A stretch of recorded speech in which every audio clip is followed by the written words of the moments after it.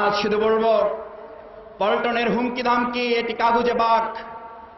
আমাদের দেশের এই শেখ হাসিনা নেত্রী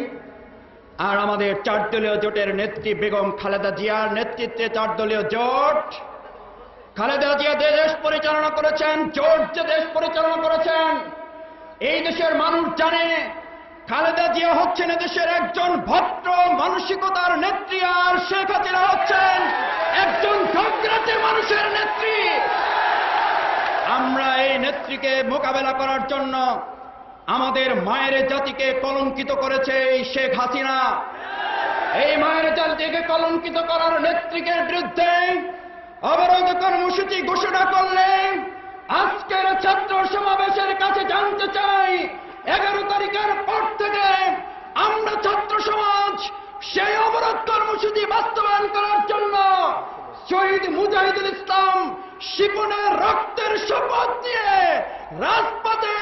আওয়ামী লীগ 14 দলকে মোকাবেলা করতে